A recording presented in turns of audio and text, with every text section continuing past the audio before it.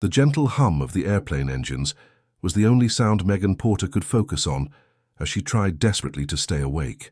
Her eyelids felt like they were weighted with lead after the marathon of meetings that had consumed her week in Chicago. As the company's newest marketing director, she had something to prove, and the last 5 days had been a blur of presentations, client dinners, and endless revisions to the campaign that could make or break her career at Artemis Advertising. The business-class cabin was dimly lit for the red-eye flight back to San Francisco. Megan had been shocked when the travel department had upgraded her ticket, but now she was grateful for the extra legroom and wider seat. She glanced at her watch, just past midnight. They still had 4 hours to go, and she needed to review her notes before the executive presentation tomorrow morning. Just a quick power nap, she whispered to herself as she leaned her head against the window. 20 minutes tops. When the flight attendant approached with a glass of water, Megan barely managed to mumble a thank you before her eyes closed completely. The turbulence jolted her awake. Disoriented, she realized with horror that her head wasn't against the window anymore. Something far warmer and firmer supported her cheek, a shoulder. A man's shoulder, to be precise, and not just any man's shoulder, but one wrapped in what felt like an incredibly expensive suit. The kind of suit that cost more than her monthly rent. Her eyes traveled upward to find a strong jawline, slightly shadowed with stubble, and a profile that belonged on the cover of Fortune magazine. The stranger was focused on his laptop screen, seemingly unaware or deliberately ignoring that she'd been using him as a pillow. With a mortified gasp, Megan jerked upright. "I am so sorry," she blurted, feeling heat rush to her cheeks.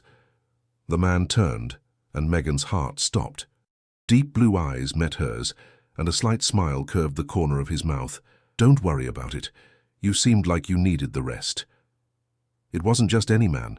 It was Dominic Wright. The Dominic Wright, billionaire CEO of Wright Enterprises, the parent company that had acquired Artemis Advertising 3 months ago. The man who was effectively her new boss's boss's boss. "Mr. Wright," she managed, her voice barely above a whisper. "I had no idea. I didn't realize." She stopped herself before she could babble further. "Thank you for your understanding." He closed his laptop and turned slightly toward her. "You have me at a disadvantage. You know who I am, but I don't know your name." "Megan Porter," she replied, trying to collect herself. "Marketing director at Artemis." A flash of recognition crossed his face. "Ah, the Chicago campaign. I've heard good things." Her heart raced. "The CEO knew about her project." "Thank you, sir. We've been working hard to make it succeed." "Dominic, please." "Sir makes me feel like my father." His smile was warm, transforming his serious face into something almost approachable. Megan nodded, still mortified but somewhat relieved by his casual demeanor. She reached for her bag under the seat, determined to look professional. "I should probably review my notes for tomorrow's presentation." "The one at 9 a.m. with the executive board?" "Yes," she confirmed, surprised again that he was aware of her schedule. "I'll be there," he said simply, reopening his laptop. Of course he would. Megan felt her anxiety double. Not only had she drooled on the shoulder of Dominic Wright, a quick check of her chin confirmed her fear, but now she knew he would be watching her present tomorrow. No pressure. They worked in silence for a while, Megan desperately trying to focus on her notes rather than the occasional brush of his arm against hers when he shifted position. The scent of his cologne, something woodsy and expensive, was distracting. "You know," he said suddenly, closing his laptop again, "I rarely sleep on flights." "Oh." Megan wasn't sure what else to say. "Insomnia. A lifelong companion." He shrugged. "So I spend a lot of time watching people sleep instead." Under other circumstances, that statement might have sounded creepy, but the way he said it, matter-of-fact and slightly self-deprecating, made it seem like a simple confession. "That sounds lonely," she replied honestly, his eyebrows raised slightly, as if her response had surprised him. "Most people just give me sleeping pill recommendations." "Well, I could do that too, but it seems like you've probably tried them all." He laughed, a genuine sound that transformed his face again. "You'd be right." The flight attendant approached with dinner service, providing a welcome interruption. As they ate, the conversation flowed more easily than Megan would have expected. Dominic asked thoughtful questions about the Chicago campaign, offering insights that showed he'd been paying more attention to Artemis's projects than most CEOs would bother with. "So why marketing?" he asked, as their trays were cleared away. "What drew you to it?" "The psychology of it," Megan answered without hesitation. "Understanding what moves people, what connects with them on an emotional level. It's not just about selling products, it's about telling stories that resonate." He nodded, seeming genuinely interested. "And what's your story, Megan Porter?" The question caught her off guard. "My story. Everyone has one. The narrative that explains who they are, how they got where they are." Megan hesitated, unsure how personal to get with her ultimate boss. "Small-town girl from Oregon, first in my family to go to college.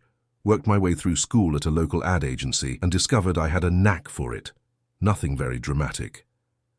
Yet, you've risen to director level at one of the country's top agencies by," he paused, studying her face, "30. 29, she corrected, then immediately regretted it.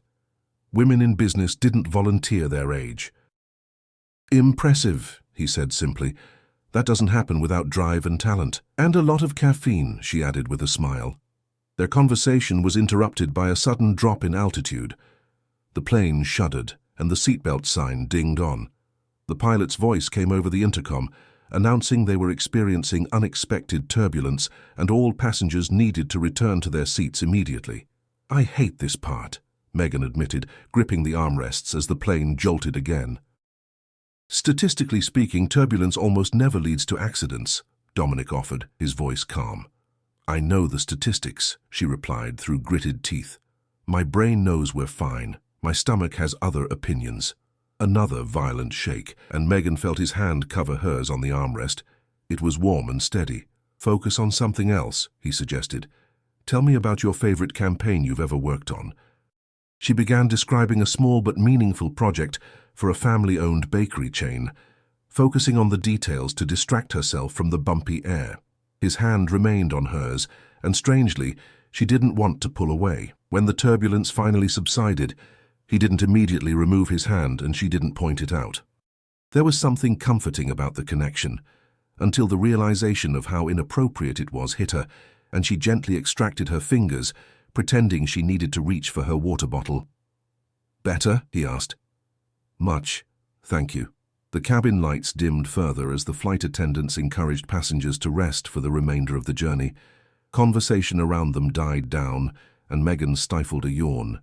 "You should sleep," Dominic said. "You have a big day tomorrow." "So do you, I imagine. Every day is a big day when you run a global company." There was no arrogance in his tone, just simple fact. "But I've had practice functioning without sleep."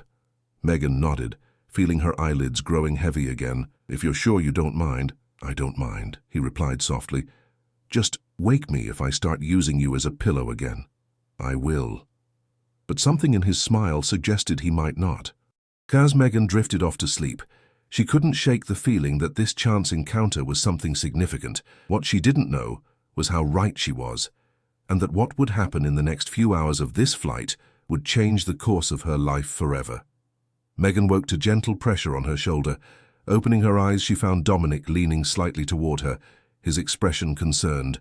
"I hate to wake you," he said quietly, "but I thought you'd want to know. We're being diverted." "Diverted?" she echoed, blinking away sleep and confusion. The cabin lights had brightened, and around them passengers murmured with growing concern. "Weather system over the Bay Area. The pilot announced it a few minutes ago. We're landing in Denver instead." Megan checked her watch. 3:17 a.m. Her mind raced through the implications. The presentation was in less than 6 hours, and she was about to be stranded in Colorado. "What happens now?" she asked, reaching for her phone to turn off airplane mode. "Now we land, and then Wright Enterprises solves the problem." The calm confidence in his voice was both reassuring and slightly irritating. Of course, he had the resources to fix any travel inconvenience. The rest of them weren't so lucky. The pilot's voice confirmed what Dominic had told her, adding that they expected significant delays and would provide more information once on the ground. Around them, passengers were already making frantic phone calls and sending emails. "My presentation," Megan said, more to herself than to him. "I can't miss it." "You won't," Dominic replied simply, as if his word alone could control the weather. He pulled out his phone and sent a quick text, then turned back to her. Have you eaten at Maple and Vine? The abrupt change of subject threw her. The restaurant on Montgomery Street? No, it's a bit out of my price range. Their chef makes the best eggs Benedict in the city. We'll have breakfast there before your presentation. I don't think— Trust me, Megan, he interrupted, his blue eyes steady on hers. I've been navigating business crises since before you graduated college. This is a minor logistical hiccup. She wanted to point out that his version of a minor hiccup probably involved private jets and helicopter transfers, options not available to marketing directors with student loans. Instead, she nodded, deciding to play along until she could figure out her own solution. The plane began its descent, and Megan tried to focus on revising her mental timeline for the morning rather than the growing knot of anxiety in her stomach. Or the distracting presence of Dominic Wright, who was now calmly working on his laptop, as if an emergency landing were part of his daily routine. Once on the ground, chaos ensued. The airport at this hour was minimally staffed, and hundreds of diverted passengers crowded the terminal, all seeking information and rebooking options. Megan followed Dominic through the crowd, noticing how people instinctively moved out of his path. There was something in his bearing that commanded space without him having to ask for it. "This way," he said, guiding her past the customer service counters, where long lines had already formed. "Shouldn't we get in line to rebook?" she asked, struggling to keep pace with his long strides. "Already handled." He didn't elaborate, leading her instead toward a private lounge area she hadn't even known existed in this part of the terminal. The lounge attendant recognized Dominic immediately. "Mr. Wright, your transportation is ready whenever you are. We've prepared the private suite for your use in the meantime." "Thank you, Andrea. This is Miss Porter. She'll be joining me." Megan felt the attendant's curious glance, but maintained a professional smile as they were led to a secluded room with comfortable seating, a stocked refreshment bar, and large windows overlooking the tarmac. "Would you care for anything while you wait?" Andrea asked. "Coffee for me," Dominic replied. "Megan?" "The same, please, black." When the attendant left, Megan turned to him. "What exactly is happening right now?" "We're waiting for weather clearance, and then we'll continue to San Francisco." "On the same flight?" "Not exactly." He gestured toward the window where she could now see a sleek private jet with Wright Enterprises emblazoned on the side. "That's our ride." Megan stared at him. "You're taking your private jet? Just like that?" "It was already in Denver. My assistant arranged it while we were in the air." "And you're taking me with you?" His lips twitched in amusement. "Unless you prefer to wait 5 hours for the next commercial flight, which would get you to San Francisco around noon, well after your presentation." "Why?" The question escaped before she could stop it. "Why what?" "Why help me? You barely know me." Dominic considered her for a moment. "Let's say I have a vested interest in seeing the Chicago campaign presentation delivered by the person who created it."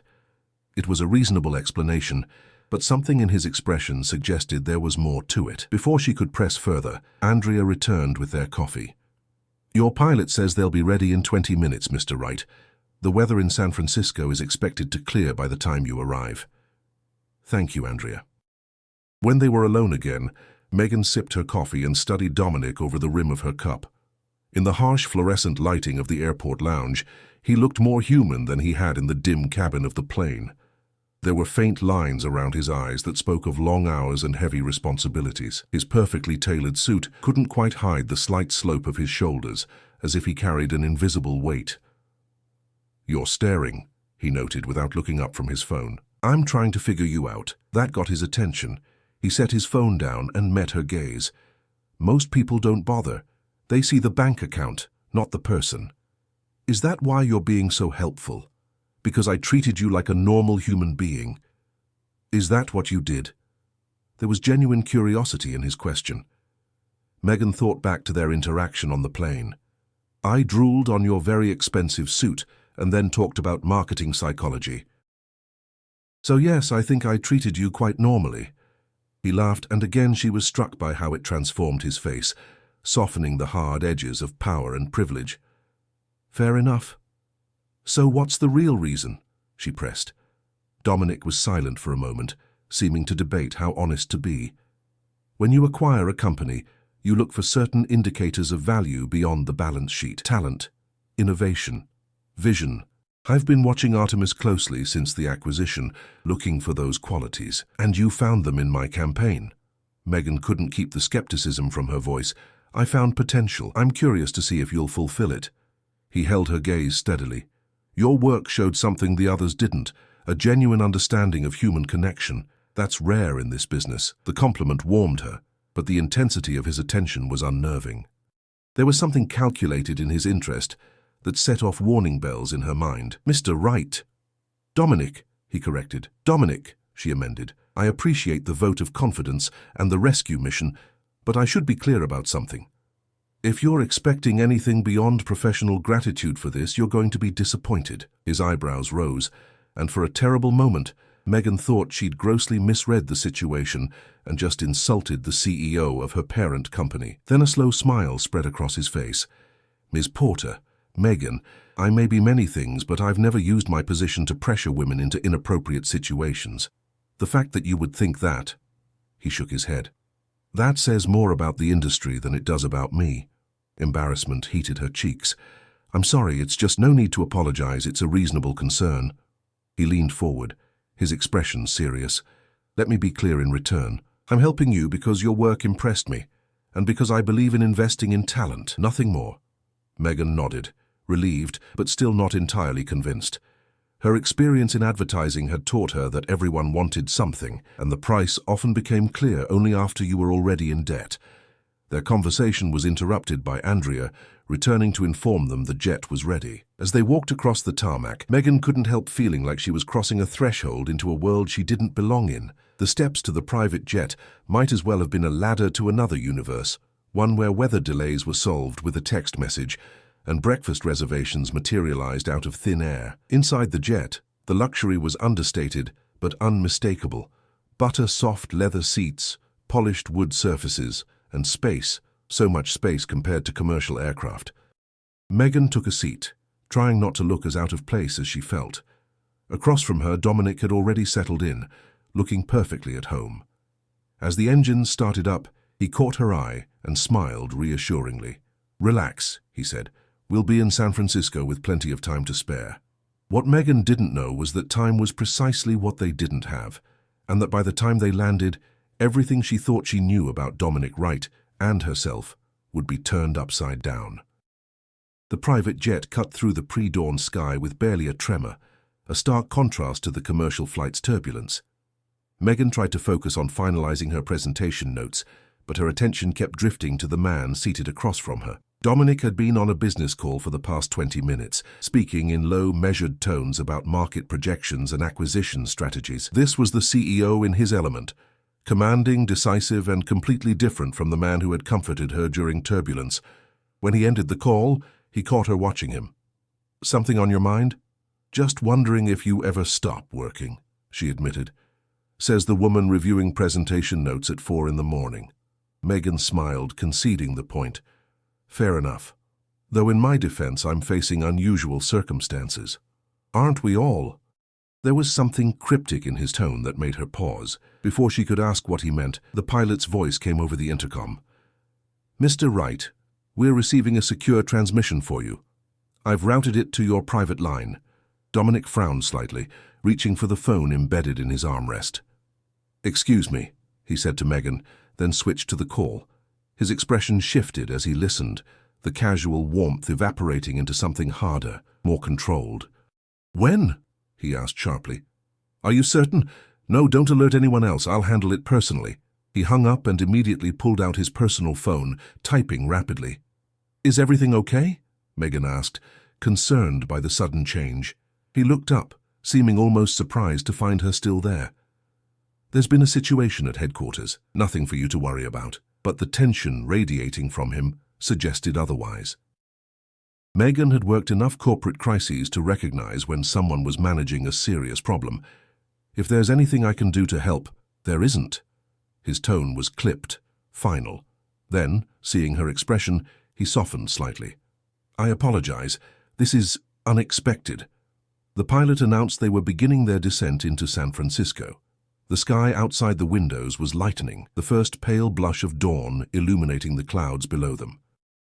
In less than an hour, Megan would be at the office, ready to deliver the most important presentation of her career, with the distracted CEO in attendance. About the presentation, she began carefully. If you need to handle this situation instead, I completely understand. Dominic's gaze was piercing. I'll be there, Megan. Some things can't be delegated. He checked his watch. We'll land in 15 minutes. My driver will take us directly to Maple and Vine as planned, then to headquarters. Are you sure that's wise? If there's a crisis, the crisis will wait for breakfast. The firmness in his voice brooked no argument. Some problems are best approached with a clear head and full stomach. Megan couldn't help but smile at the practicality. Is that a billionaire's secret to success? That's my grandfather's advice. He built Wright Enterprises from nothing with that philosophy. His expression softened at the mention of his grandfather. Hard work and regular meals, his recipe for empire building. As the jet descended, Megan gathered her belongings, feeling a strange mix of anticipation and dread. The events of the night had thrown her completely off balance. 24 hours ago, Dominic Wright had been just a name on the organizational chart, a distant figure at the top of the corporate pyramid. Now she'd slept on his shoulder, flown on his private jet, and was about to have breakfast with him before her career-defining presentation. The landing was smooth, the transition from plane to waiting car seamless. Dominic's world operated with an efficiency that made ordinary life seem clumsy by comparison. His black Bentley glided through the early morning streets of San Francisco, the driver navigating traffic with practiced ease. Sitting beside him in the luxurious back seat, Megan was acutely aware of the growing silence between them. Dominic was absorbed in his phone, responding to what appeared to be an endless stream of messages related to the mysterious situation. The easy rapport they'd established on the flight had evaporated, replaced by a wall of preoccupation. Maple and Vine was just opening when they arrived, but the staff clearly had been expecting them. The maitre d' greeted Dominic by name and led them to a private corner table with a view of the bay. Despite the early hour, the restaurant exuded elegance, from the crisp white tablecloths to the gleaming silverware. "Mr. Wright, we've prepared a selection of breakfast items as requested," the maitre d' said. "Your usual coffee is being prepared." "Thank you, Victor. Ms. Porter will have—" He looked to Megan expectantly. "Just coffee for now, please. Black." Her appetite had disappeared under the weight of pre-presentation nerves and the lingering strangeness of the situation. When they were alone, Dominic set his phone face down on the table and fixed his attention on her. "I owe you an apology. For what?"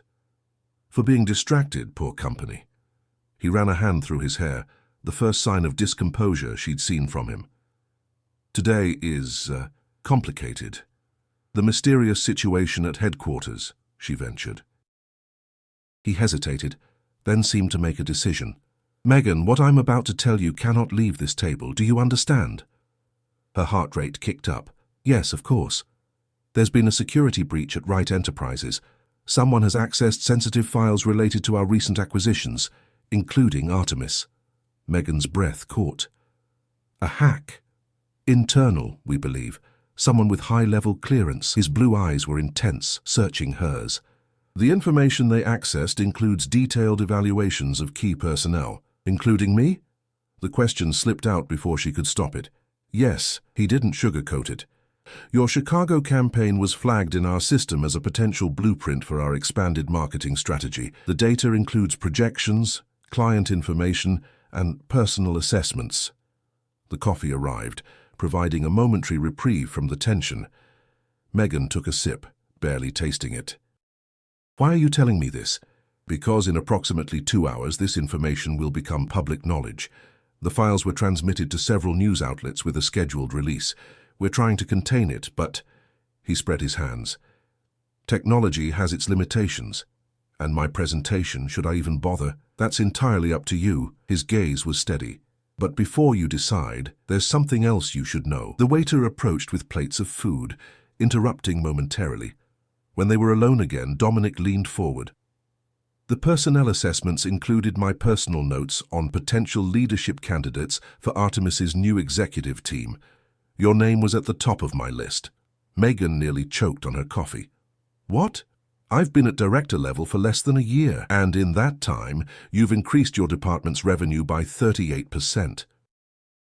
The Chicago campaign isn't just good, Megan. It's revolutionary in its approach. You see connections others miss. His praise should have been exhilarating, but something wasn't adding up. Why would you put a junior director on a shortlist for executive leadership? Because I don't care about corporate ladders. I care about results, he paused, and because your insight into the Hoffman account saved us from a potentially disastrous campaign direction. Megan froze. I never shared my concerns about the Hoffman account outside my department. No, but your draft memo to your director was quite compelling, the one suggesting a complete pivot in strategy. A chill ran through her. How did you see that? I never sent it. Dominic's expression remained impassive, but something flickered in his eyes. It was included in your performance review materials. No, it wasn't. Certainty hardened her voice. That memo was in my personal drafts folder. I decided against sending it after Jack convinced me to stick with the original direction. A heavy silence fell between them. The implications were clear. Either her private work emails had been monitored, or Dominic wasn't being truthful about how he'd accessed her unsent memo. Who are you really? She asked quietly. Because CEOs don't typically read unsent draft memos from mid-level directors at recently acquired subsidiaries. Dominic set down his coffee cup with deliberate care. You're right, they don't. So? The security breach I mentioned? It wasn't discovered today. We've been tracking it for weeks, narrowing down the source. His eyes never left hers. The leak originated from Artemis's executive floor, from someone with access to all client files, all personnel records. Megan's mind raced. You think it's someone on the leadership team? But why would they? Understanding dawned. The acquisition. Someone's unhappy with the new ownership, more than unhappy. Actively sabotaging, selling sensitive information to competitors. His voice was grim. And using lower-level employees' credentials to cover their tracks. Horror washed over her. Including mine. Your login was used to access files you would never have reason to view. Files you didn't even have official clearance for. And you suspect me. The accusation stung. I did. His use of past tense caught her attention. Until I met you on the plane. People can fake a lot of things, Megan, but not the kind of genuine passion you have for your work. Not the integrity that made you immediately clarify you wouldn't exchange favors for help. So the diverted flight, the private jet, this breakfast, it's all been what? An elaborate background check? Not exactly. For the first time he looked uncomfortable. The diversion was real, but I'd arranged to be on your flight back to San Francisco. I needed to assess you away from the office, away from the people who might be influencing you. The betrayal cut deep. You've been manipulating this entire situation. I prefer to think of it as creating opportunities for truth to emerge. He reached across the table but stopped short of touching her hand. I needed to know if you were involved, or if you were being used. Now I know. And what happens now? Her appetite completely gone, Megan pushed her untouched plate away. Dominic's expression darkened. Now we walk into a hornet's nest, because whoever is behind this will be at your presentation, watching to see what I know, what we both know. The Wright Enterprises headquarters loomed above them, a tower of glass and steel reflecting the morning sun. In the car, Megan stared out the window, her mind racing with everything Dominic had revealed. The presentation materials in her lap seemed trivial now, compared to the corporate espionage drama she'd unwittingly stepped into. When we go in there, Dominic said quietly, we need to act as if nothing unusual has happened, just a CEO taking special interest in a promising campaign. And if someone asks why I arrived with you, we say we happened to be on the same diverted flight, and I offered you a ride to ensure you'd make your presentation. His expression was grim. Stick close to the truth when possible. It's easier to maintain. The car pulled into the private underground garage, stopping at an executive entrance Megan had never used before. As they stepped out, Dominic placed a light hand at the small of her back, guiding her toward the elevator. Ready? He asked. No, she wasn't ready. She wasn't prepared to walk into a meeting with a corporate saboteur who had used her login credentials. She wasn't ready to pretend everything was normal when her career hung in the balance, and she certainly wasn't ready for the confusing mix of anger and attraction she felt toward Dominic Wright. As I'll ever be, she replied, straightening her shoulders. The executive floor was already bustling when they arrived. Heads turned as they walked in together, the CEO and the marketing director, an unlikely pair. Megan spotted her direct boss, Jack Reynolds, emerging from the conference room. His face registered surprise, then something harder to read. "Megan, we were getting worried." Jack approached, his smile not quite reaching his eyes. "The flight delay had us scrambling to reschedule." "Fortunately, Ms. Porter and I were on the same flight," Dominic interjected smoothly. "I had alternative transportation arranged." "How convenient," Jack replied, his gaze flicking between them. "The board is assembled. We're just waiting on Patricia from legal." "I'll get set up," Megan said, eager to escape the tension. She headed for the conference room, feeling Jack's eyes on her back. Inside, the room was filled with executives from both Wright Enterprises and Artemis. Megan connected her laptop to the presentation system, conscious of the whispers around her. The story of her arrival with Dominic had clearly spread already. As she arranged her notes, she felt someone at her shoulder. It was Valerie Dean, Artemis's financial director. "Quite the entrance," Valerie murmured. "Making friends in high places. Just lucky timing," Megan replied neutrally. She'd always liked Valerie, one of the few women in Artemis's leadership. "Be careful with Wright," Valerie warned, keeping her voice low. "He didn't get where he is by being nice. There's always an angle with men like him." Before Megan could respond, the room quieted as Dominic entered with Jack and Patricia. Dominic took a seat at the head of the table, his presence immediately commanding attention. "Good morning, everyone," he began. "Before Ms. Porter presents the Chicago campaign, I want to address something." He paused, his gaze sweeping the room. "Many of you have expressed concerns about Wright Enterprises' plans for Artemis. Today, I'm prepared to clarify our vision going forward." This wasn't part of the agenda. Megan glanced at Jack, whose face had gone rigid with tension. "Artemis will remain a distinct brand within the Wright family," Dominic continued, "but there will be structural changes. We're establishing a new executive leadership team that will report directly to me, bypassing several layers of management." Murmurs erupted around the table. Jack's complexion had turned ashen. "These changes are effective immediately," Dominic said, his tone brooking no argument. "Now, I believe Ms. Porter has a presentation that exemplifies exactly the kind of innovative thinking we're looking to cultivate." All eyes turned to Megan. With a deep breath, she stood and moved to the front of the room. Despite the chaotic morning and the bombshell Dominic had just dropped, she found her focus narrowing to the task at hand. This was her work, her passion, the one thing in the room she was absolutely certain of. She launched into the presentation with a confidence that surprised even her. The Chicago campaign had been her vision from the start, a revolutionary approach that leveraged emotional storytelling across multiple platforms to create genuine connections with consumers. As she spoke, she could see the executives leaning forward, engaged despite themselves. Halfway through, she noticed Jack typing furiously on his phone beneath the table. A warning bell sounded in her mind. If he was the saboteur Dominic suspected. "And this brings us to the core innovation of the campaign," she continued smoothly. "A targeting system that adapts in real time based on consumer emotional responses, something no one in the industry is doing yet." Jack's head snapped up. This wasn't part of the original presentation.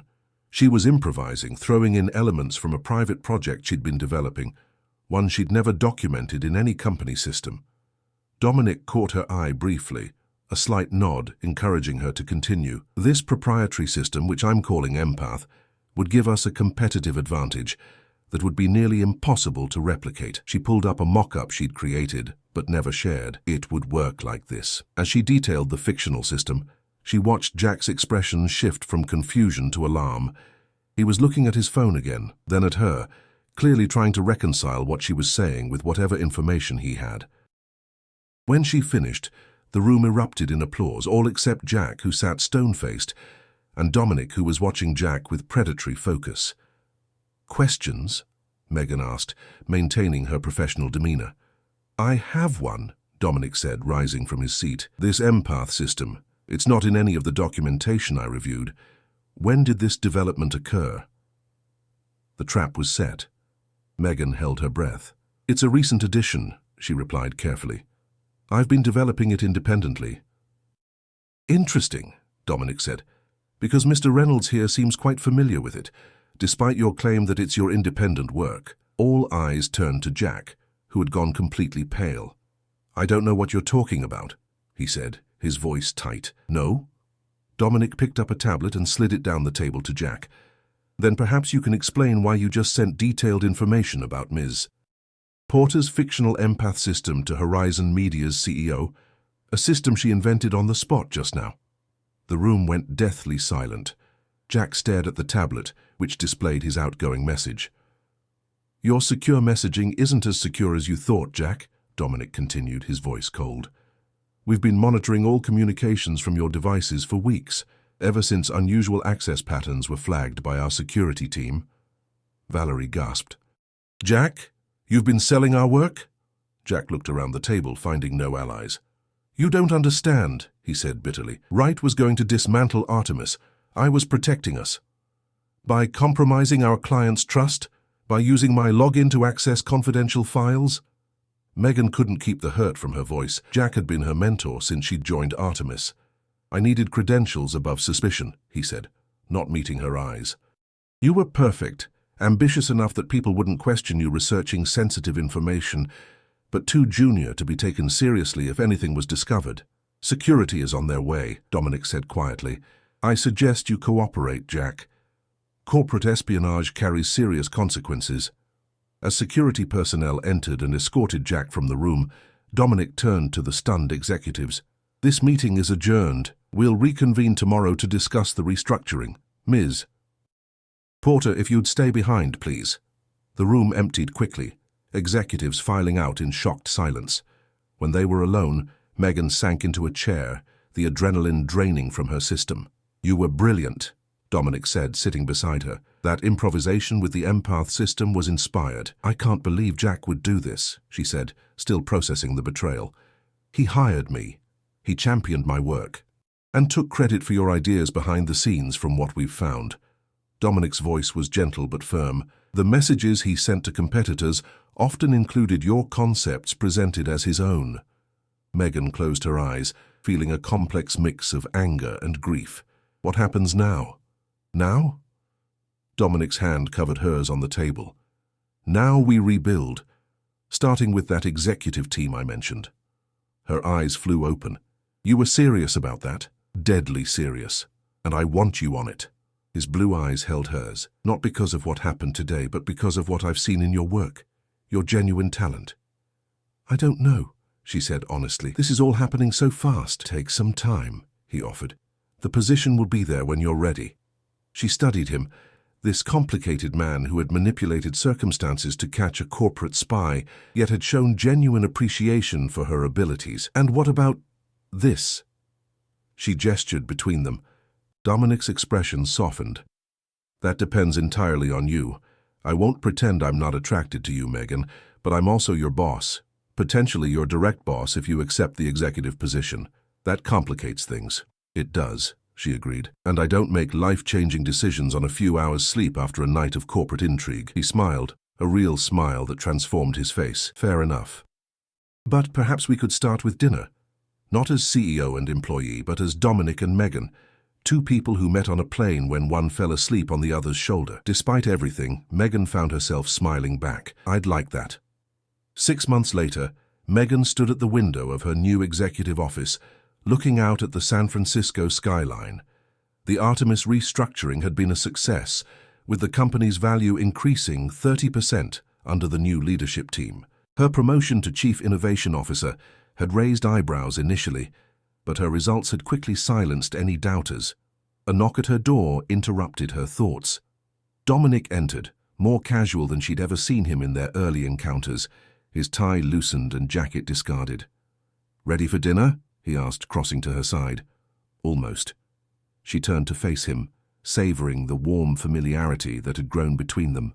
Their relationship had progressed slowly, both of them careful to establish professional boundaries before exploring the personal connection that had begun that night on the plane. "I have news," he said, taking her hand. "The board approved the expansion. Artemis is officially going international." "That's wonderful," she squeezed his fingers. "Your grandfather would be proud." "He would be prouder of my other decision." Dominic's expression grew serious. "I'm stepping back from day-to-day operations at Wright Enterprises. Thomas will take over as CEO." Megan's eyes widened. "What? Why?" Because running a global corporation leaves little time for the things that matter. His blue eyes held hers steadily. For the people who matter. Her heart quickened. And what will you do instead? Focus on the right foundation. Travel. Learn to sleep on planes. His lips quirked in a smile. Spend more time with the brilliant woman who drooled on my shoulder and then helped me catch a corporate spy.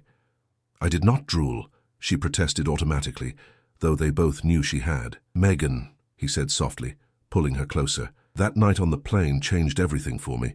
Not because of Jack or corporate espionage, but because for the first time in years, someone saw me as just a person, not a balance sheet or a power connection.